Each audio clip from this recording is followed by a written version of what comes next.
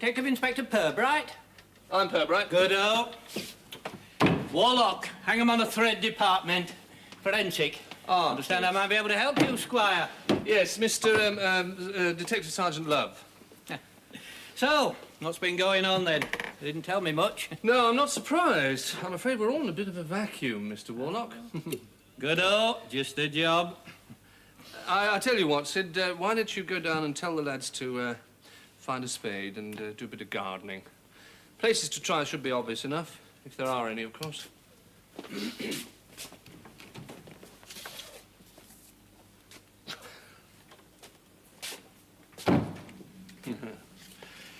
Yesterday we received an anonymous letter. Oh, sugar. Sorry? I don't take sugar. Still, better than a kick up the bum, eh, Squire? Sorry, I thought you were going on about a letter or something. Oh, yes, yes. The first sentence went something like, why don't you take a look into 14 Beatrice Avenue? I think something terrible has happened there. Sort of thing. Then there was some rather confused stuff about a lot of noise at the house on Thursday night, and what did we make of that? You'll have noticed how damnably rhetorical these anonymous letter writers always are. Oh. There were other questions posed, all very portentous. Why was somebody digging the garden at 2 o'clock in the morning? Why was the bathroom light on half the night? Sort of thing. The letter was different in other respects also. For one thing, there was no hint at fornication. Oh. Secondly, it was just a bit more circumstantial than usual. And thirdly, well, we do have some idea of the setup here. Oh, yes. There were two fellows living here, both in their late 30s and not related. Uh-huh. The actual owner is a man named Gordon Periam. He keeps a tobacconist shop in town. He inherited the house from his mother. She lived here with him until her death about a year ago. The other man's name is Brian Hopjoy. He's supposed to be a commercial traveller with a line of pharmaceutical sundries, things like that. Supposed to be. Yes. So the position is this, Mr. Warlock. Both these characters are missing. There may be a perfectly innocent explanation, despite the anonymous letter. But you don't think so. Right, Squire? One of the pair happens to be in a rather special category. Only the Chief Constable and myself know about it. That's all I can tell you at the moment. What I can assure you is that it is very important. At least I'm supposed to think that it is. You don't sound too certain. Oh, that's just my parochialism. We like to think of our crime as homegrown. Shall we? Even murder? Oh, yes, especially murder. If it is murder. I hate to think I've come all this way for nothing. Mr. Warlock, if you have, you're not the only one.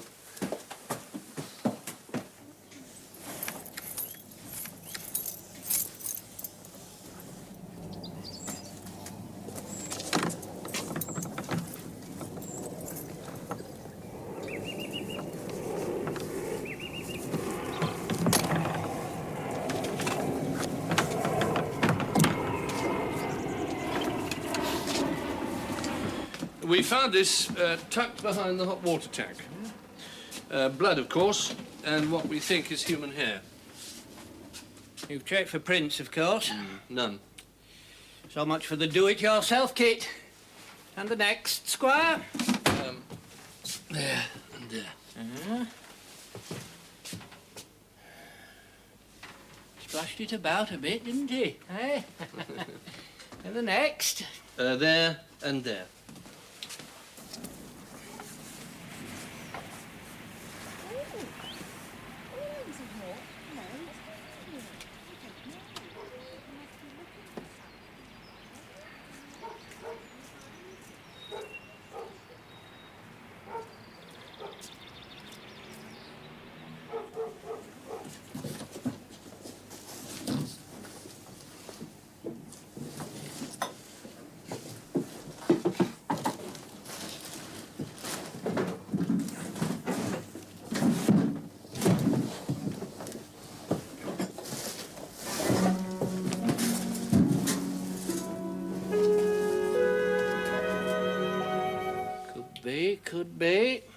There's been some wiping up, though.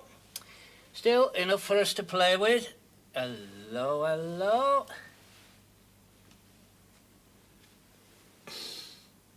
Aha. Prints? All taken. Oh. There's a layer of grease or something along the bottom there. They noticed it when they were taking prints.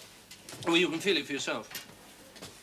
Paraffin wax, £1 to a penny. Melted candles, probably. Metal seat, go in no time. So, brush it hot over the plug seating round the chain. Any gaps in the enamel? Just the job, Squire. Obviously, he's made some attempt to rinse it clean with hot water, but forgot the chain, see? So, the picture, as they say, is beginning to clear. Really?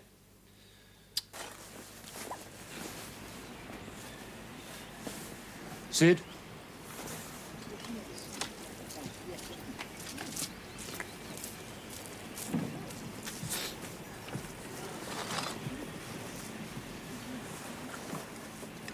Sod it.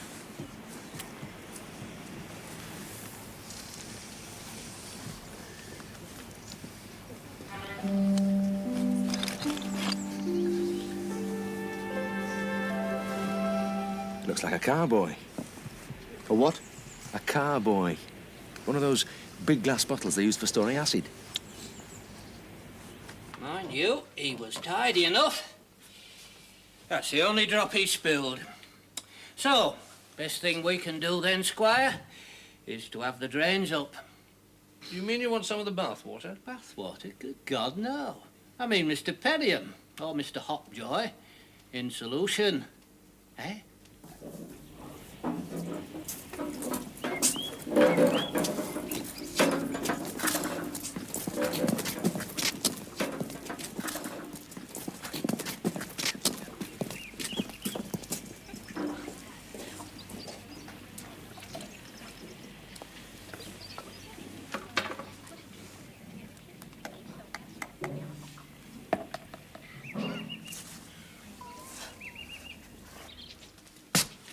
I wonder what he felt like when he heard his mate going glug, glug, glug down the plug hole. I wonder. Anyway, sulphuric, I should think. What did you say this Periam did for a living? Tobacconist. The other one, then. Hopjoy? A traveller, yes. What did you say his line was? Oh, pharmaceuticals. Oh, yes, I see what you mean. Yeah, I'll have a look into that.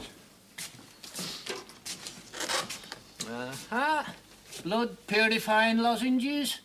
Riding master body talc. Anti-scurf ointment. Man on the move after shave. Laxative pills. Bullseye deodorant. And they're saying what you might call divergent personalities. Hello?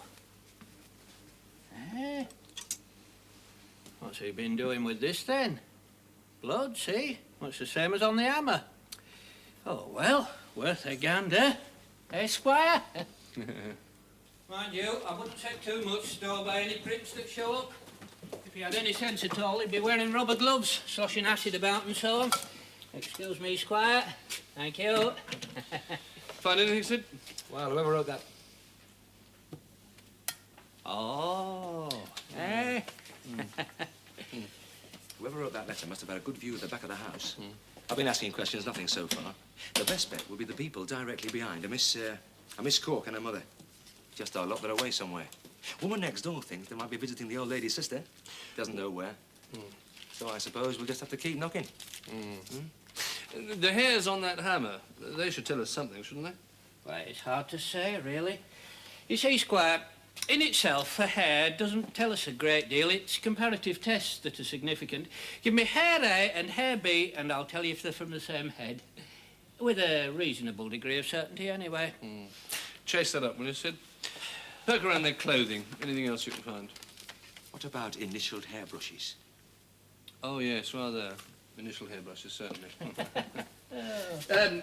Did either of them have a car? Yeah, just the one, Hopjoy, New Capri. I found a letter from the insurance company, dear sir, what about the money, that sort of thing. Anyway, I've got the number, so at least we can start looking. Still, any sense and he's well over the hills and far away. Quite. Whoever he is.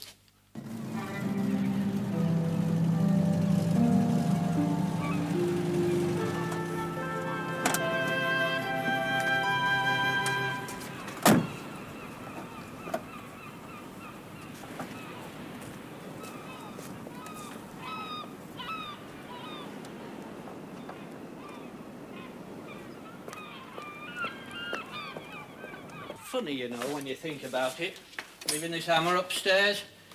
I mean, when you think of all the trouble he went to, smashing up that carboy and burying it, me, I'd have chucked the hammer in as well. Every time. Murdering people, Mr. Warlock, must be quite a distracting business. Even the most accomplished practitioner must overlook things occasionally. Aye.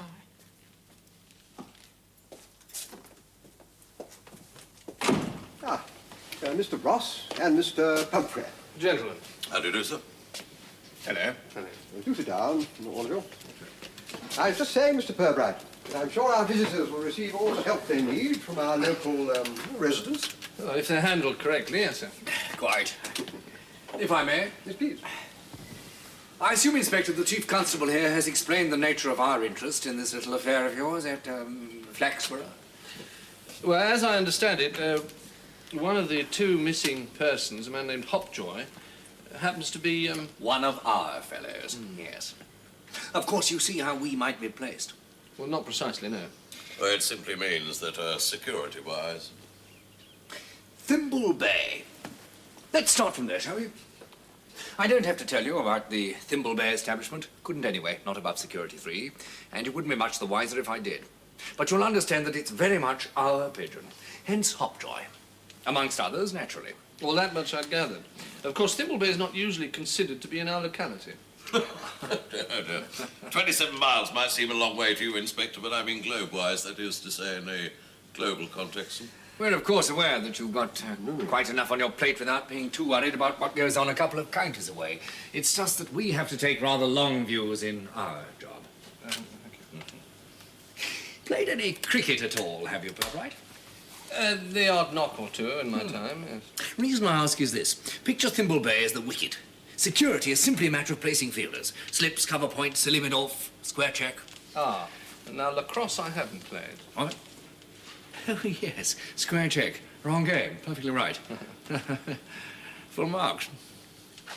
Nevertheless, you've caught my drift? Well, from what I understand, Hopjoy is the Flaxborough long stop, so to speak. His task being the interception of such information as happened to leak in this direction. Do you suffer many leaks, Mr. Ross?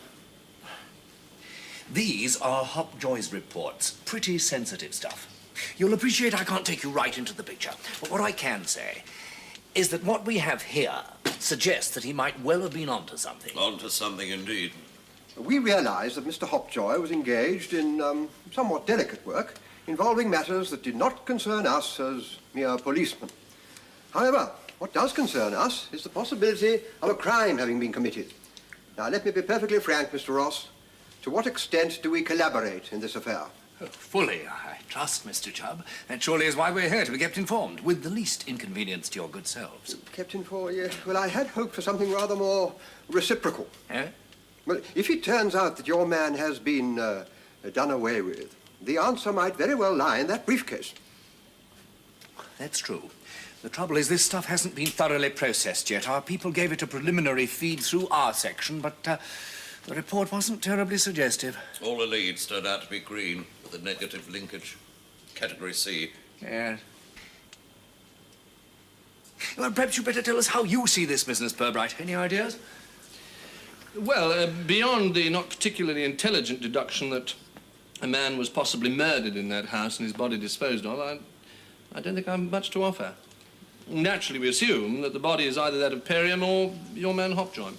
Yeah, not necessarily. Our chaps are fairly adept at looking after themselves, you know. You'd not be surprised, then, if the man turned out to be Periam? In my job, Pirbright, one soon loses all capacity for being surprised. Supposing Hopjoy were responsible. Then he must have had a very compelling reason. Mind you, I doubt that possibility. I'm not aware that F7 had any general authorization to take executive decisions. Well, we wouldn't have been necessarily informed if he had. True. Well, that's a great help, I must say. Don't any of you chaps know what you're up to?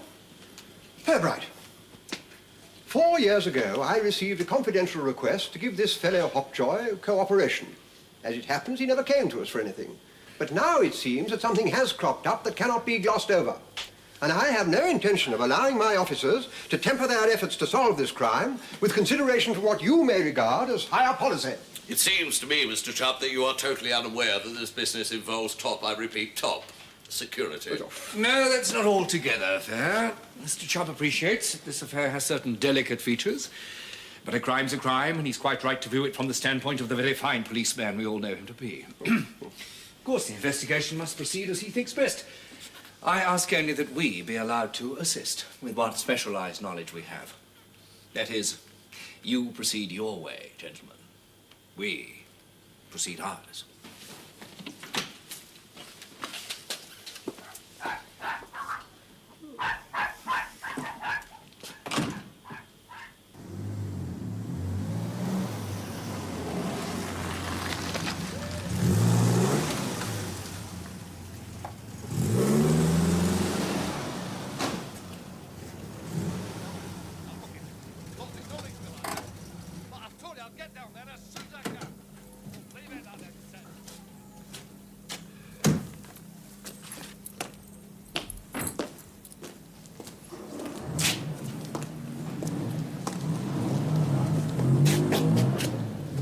What was all that about? Poor old Ted Crow.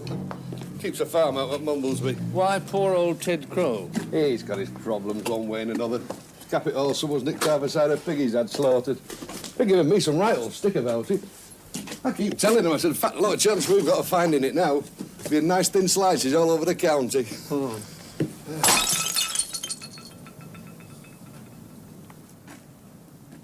They found the car. Bit of a rum bird, Mr. Chubb? What do you think, sir? Absolutely. I kept expecting him to ring for a butler to show us out. The Pirbright, I'm a shade doubtful about. There's a streak of cleverness there that doesn't go with a provincial copper. I suppose he's been cleared. Why, it's been no R rating compiled. And I can't find any minuses against him, which means that he's entitled to 94, 95 maybe. It's pretty average for a policeman above the rank of sergeant. Not a great deal to go on at the moment, is there? Hopjoy's already been 11 days out of contact. 12. All right, 12. That makes takeover automatic, but we can't put someone else in without some clarification. You know, considering this Hopjoy ran up some of the fattest expenses in the sector, I think he might have left things a bit tidier. Yeah.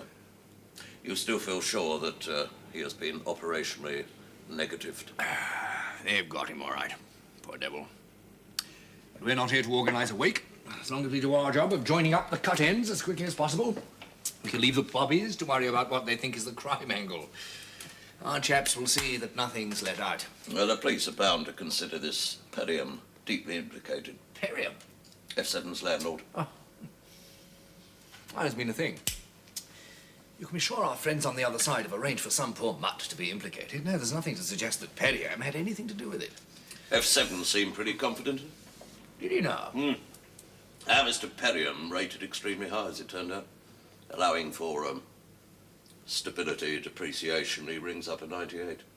Good God, he must be the only one. 16, actually. Occupation-wise, the breakdown is quite interesting. 5 of them are tobacconists like Periam. Market gardeners come next. Then there's a mixed bunch. 2 churchmen. Neither of them C of E, as far as I remember. Funny, that. Well, we'd better make a start. All we can do at this point is follow up Hopjoy's lines more or less at random until we get some sort of a picture. Now then, George Tozer, gentleman's hairdresser. 32 Spindle Lane, correct? Perfectly correct, old son. Regular contact made, investigation and maintenance contact with Mr. Tozer, involving expenditure thus far of £248. And 75p. Yes, I suggest you need a haircut. Oh, yeah.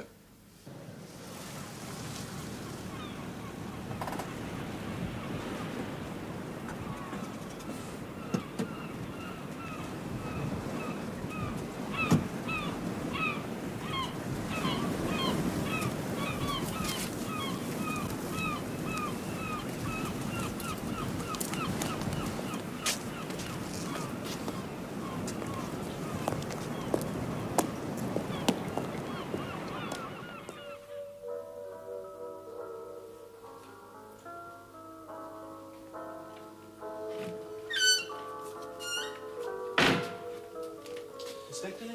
Mr. Barraclough. Yes, how we come? Would you follow? Yes, indeed. Well, now, Inspector, a little refreshment, perhaps? Oh, that's very kind of you, sir. I'm not really feeling like anything at the moment.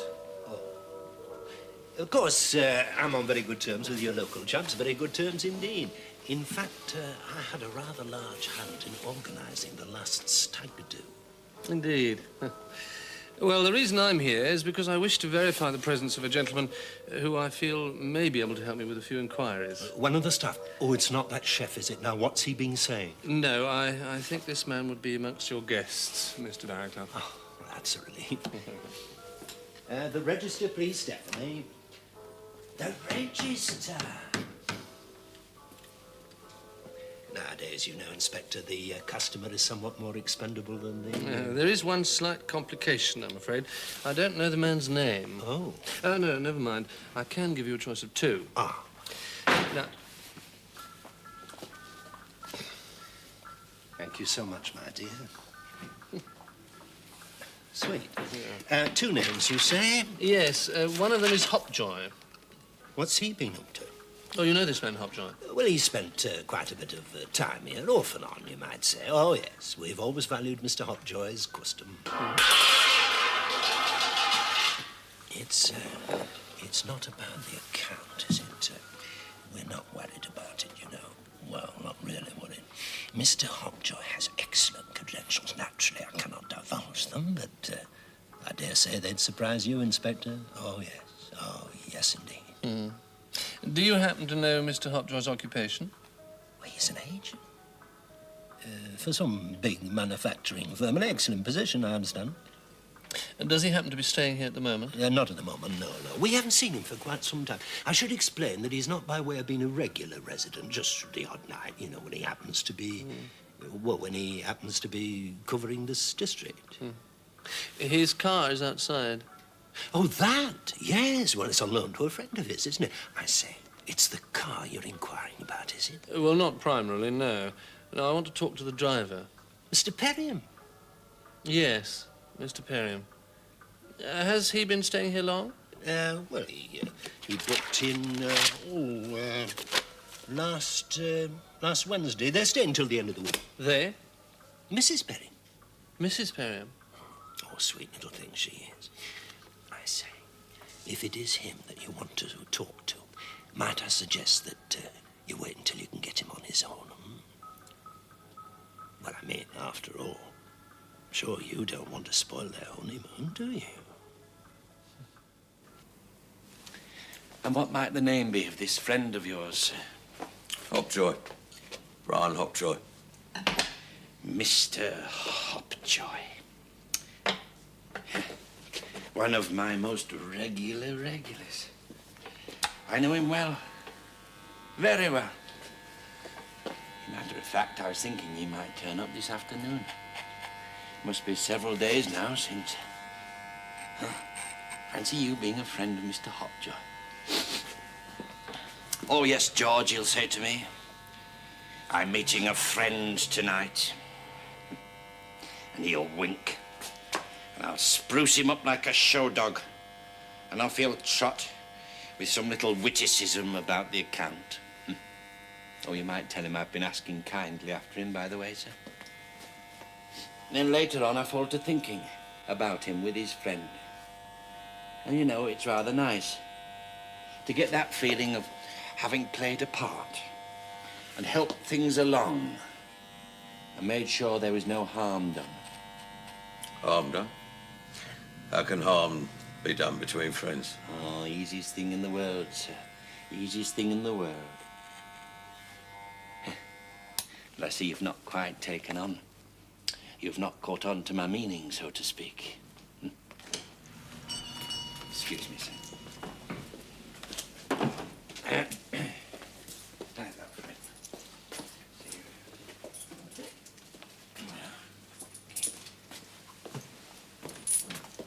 Anything on it, sir? Spray, cream? No, nothing. The nostrils, sir? Certainly not. Very wise, sir, very wise. Clipping does tend to stimulate.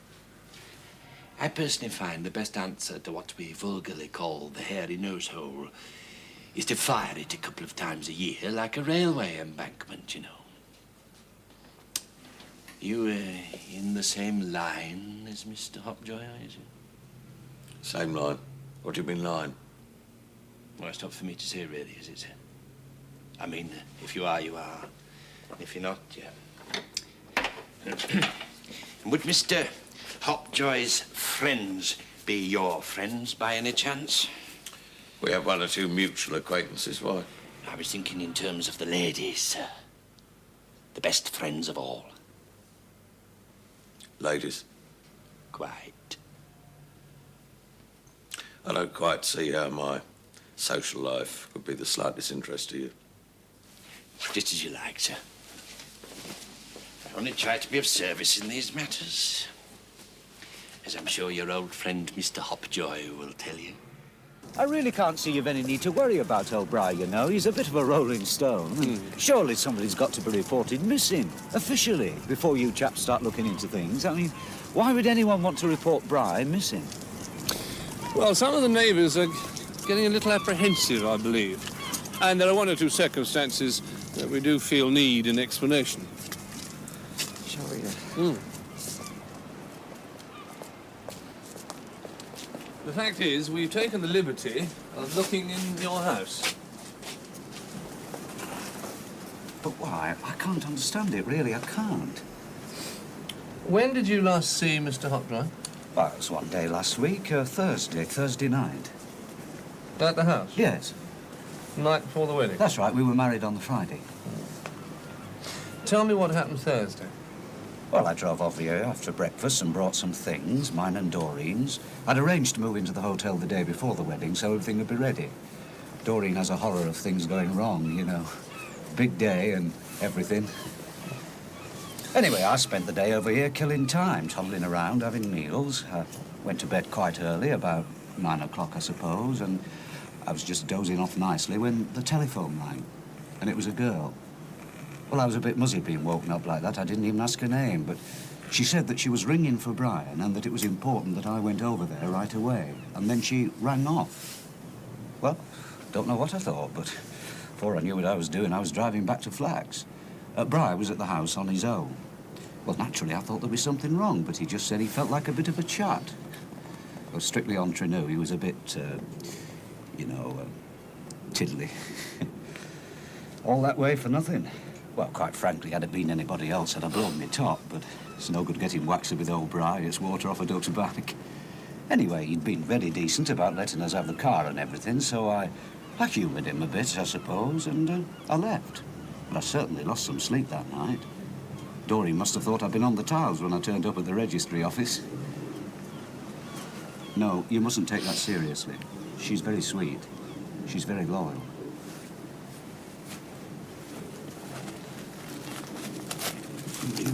Oh, no. Can you think why any of your neighbours should bear you a grudge, Mr. Periam? No.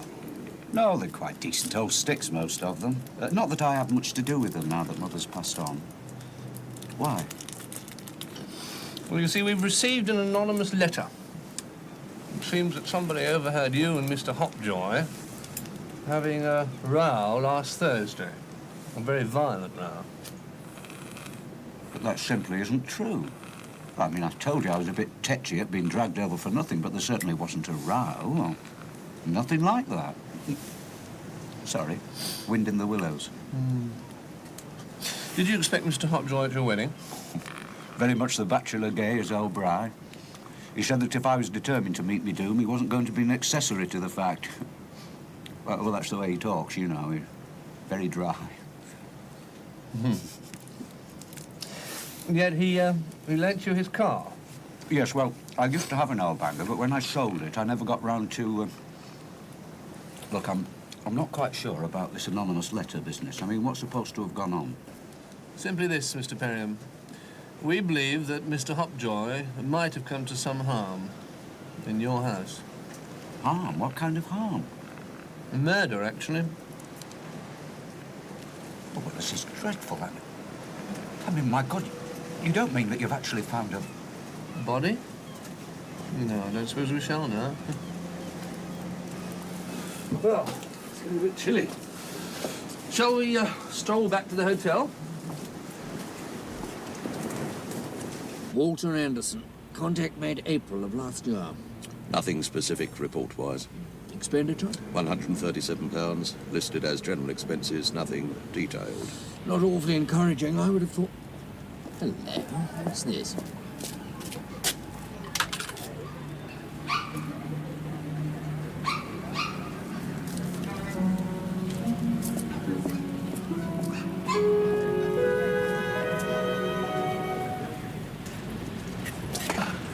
Worth a personal follow-up, I would have thought.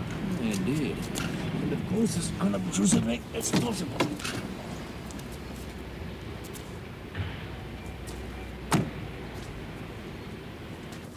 Look, maybe I'm being stupid or something, but honestly to God, I haven't the faintest. Can you tell me where I can find Mr. Hopjoy? Well, I could suggest a lot of places, I suppose. I mean, he travels around a great deal, I told you. Without his car?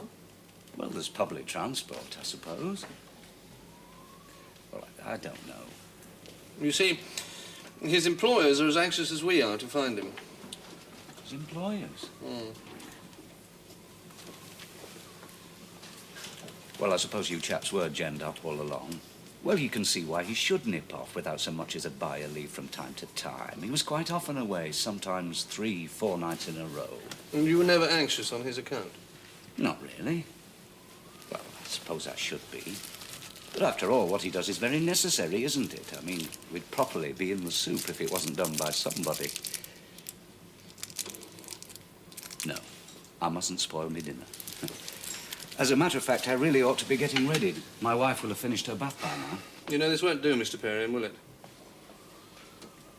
What do you mean, what won't do? Less than 5 minutes ago, you were shocked at the possibility of your friend being murdered. Now you're anxious about your dinner. It's my wife I'm thinking about. She'll be wondering where I am. Of course, I'm upset. I'm terribly upset. But perhaps I'm one of those people that don't show their feelings. In any case, you still haven't told me what's supposed to have happened. No. Because I don't think you told me the truth about what happened at the house that Thursday night. All right, I didn't tell you everything.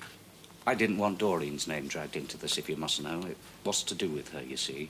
So there was an argument? Yes, it all started about the house. I'd already told him that he'd have to move once Doreen and I moved in, and then there was all the back rent he owed. He was really giving me old Harry. That's why he'd been drinking, I suppose. It's Dutch courage. You were saying he asked you back to the house just so that he could... Oh, no, not just. The truth is, Doreen was Brian's fiancée. He used to bring her round to the house and she'd cook for us and things like that. And, well, as time went on, we became...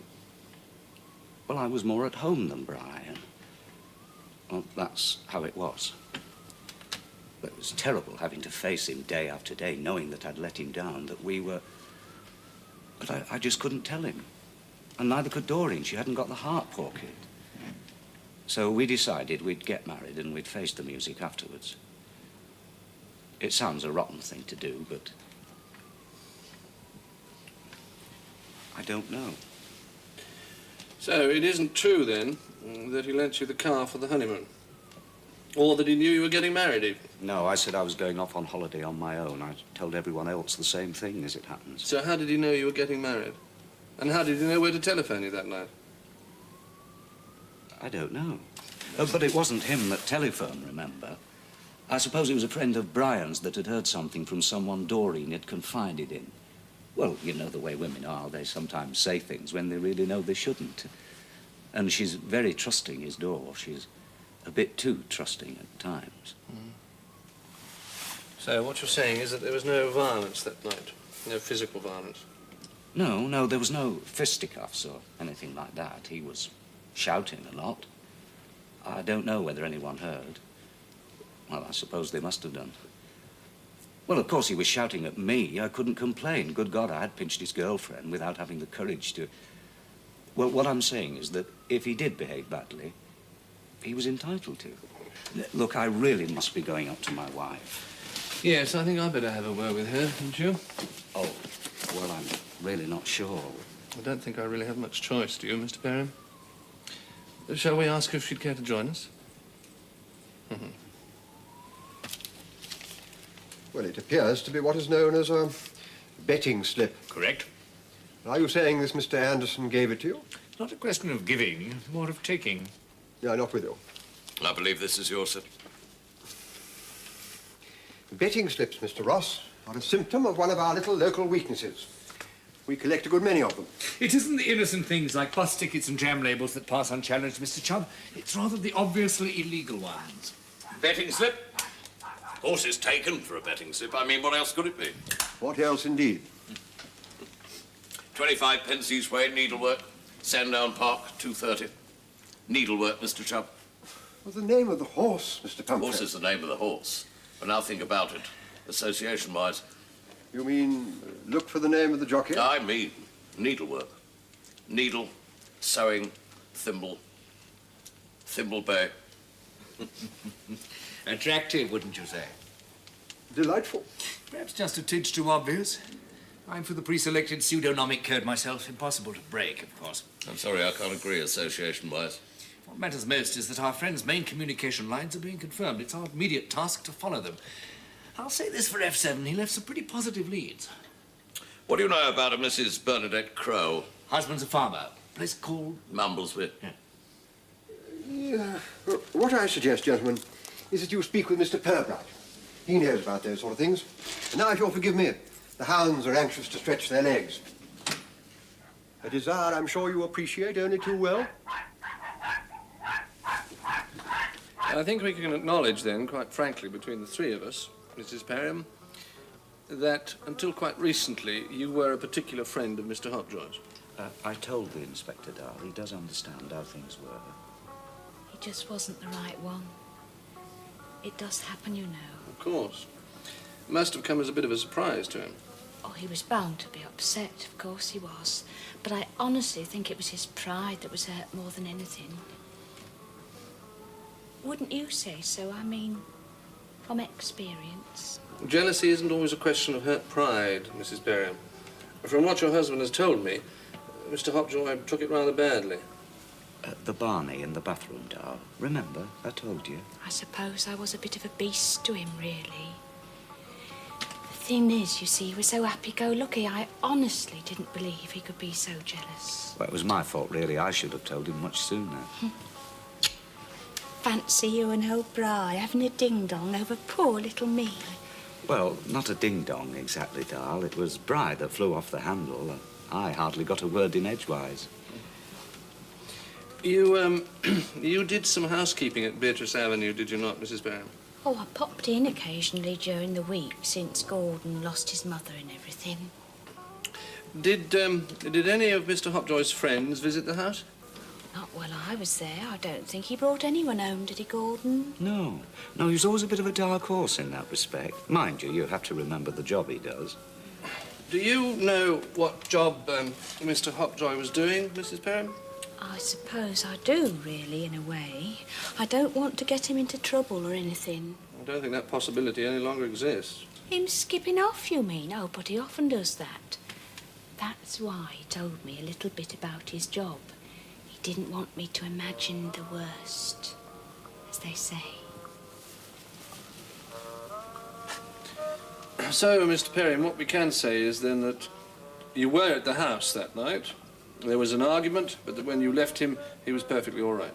Yes. And you've no idea what can have happened to him. Well, you can't say anything has happened to him, surely. You've just gone on another of his trips. Yes. And you're not in the least bit concerned about him. Yes. Well, I'm afraid I'll have to deprive you of Mr. Hopjoy's car. Oh, no. But why? You won't find him in the boot, if that's what you're getting at. And you won't leave the hotel without telling me, will you? Oh, no doubt you'll be well informed of our movements, Inspector. It's a pity you can't be as well informed about Brian. Mr. Periam, I don't want to be solemn, but I can only repeat what I've said to you before. There is a distinct possibility that Mr. Hopjoy's disappearance may well be permanent. I don't know what you're trying to say, but he'll turn up. Don't worry about that.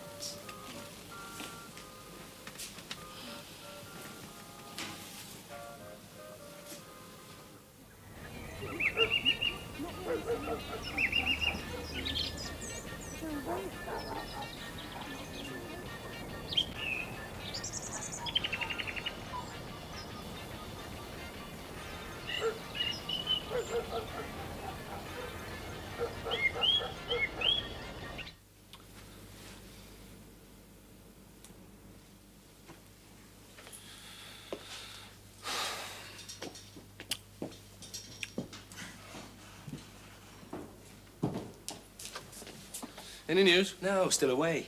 Actually, they're both Miss Cork, mother and daughter. Daughter's illegit, according to the old girl next door. I don't know, Sid. Talk about ripples in the pond. And always dirty water. Huh? Gives me the creeps, this room. It's like a flaming shrine. Mind you, from what Mrs. Sayers says... Sayers? The old girl next door. Oh. From what she says, Periam and his mother thought the world of each other. Every time we did anything for her, she'd say it was another little jewel God had put in her crown. She was very religious, apparently. They were what you might call very close, even before the father died. So I suppose when the old girl went, the memories lingered on. All those photographs of him with her lurking in the background. I wonder if Mrs. Periam will change things, the new Mrs. Periam, when she takes up residence. What do you reckon with Periam, then? I don't know, Sid. I just don't know. He seemed almost indifferent somehow. But he's got to be suspect number one. Yeah. Well, he's got to be. Do you think she knows anything? I don't know. She seems almost ruthless. Try and imagine a bed-hopping Sunday school teacher. Oh, yes? What I mean is, she gives the appearance of being frumpish, and yet underneath she's continually flexing and shuffling. She gives one the most disconcerting impression of, well, appetite. Oh. By all accounts, Hopjoy was the accomplished buck. What I don't understand is why she should drop him in favour of Periam. Women can be very unpredictable. Yes, can't they? Do you know the Neptune Hotel, Sid? Yeah, a bit flashy, as I remember. Yeah, decidedly flashy. Struck me as distinctly off-key for a honeymoon. Although, if Periam is mother-ridden, the Neptune would act as a symbol of his emancipation. Also, I suppose, it's in line with his idea of himself as a seducer. You know, having stolen Hopjoy's fiancée. All the same, though, you see, I would have thought it would be Hopjoy who would kill Periam, not the other way around. Well, I've heard of husbands being eliminated from triangles. I don't recall a case of fiancécide. It's the rejected suitor who's apt to be violent, not his successor. Yes, it is a shrine, isn't it? A very well-kept shrine at that.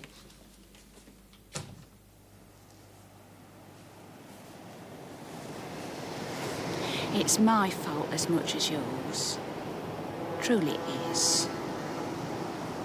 But I mean, we weren't to know how he'd take it, were we? Things will be different from now on. I'll be a good wife to you, Gordon. You see if I'm not.